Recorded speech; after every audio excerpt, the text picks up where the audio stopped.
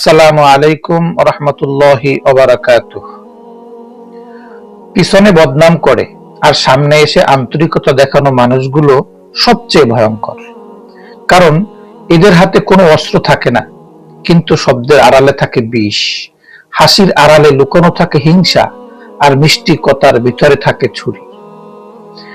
এরা সামনে এসে বলে আপনার জন্য দোয়া করি, কিন্তু পিছনে বসে হিসাব করে কিভাবে আপনাকে ছোট করা যায়, কিভাবে আপনার আলো নিভিয়ে দেয়া যায়।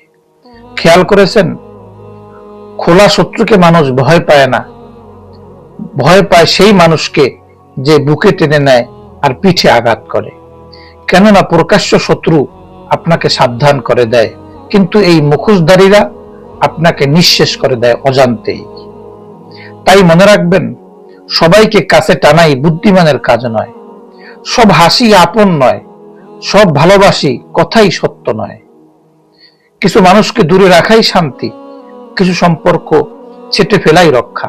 কারণ আত্মসম্মান হারিয়ে কারো আন্তরিকতা প্রমাণ করার দরকার নেই। নিজের মতো থাকুন, নীরব থাকুন, সব কথা সবাইকে বুঝাতে যাবেন না। আল্লাহ সব দেখেন, কে সামনে কি বলে, কে পিছনে কি করে। সব হিসাব তার খাতায় লেখা হচ্ছে, আর শেষ পর্যন্ত সত্যই টিকে থাকে, মুখোশ নয়। আসসালামু আলাইকুম ওয়া রাহমাতুল্লাহি ওয়া বারাকাতুহু।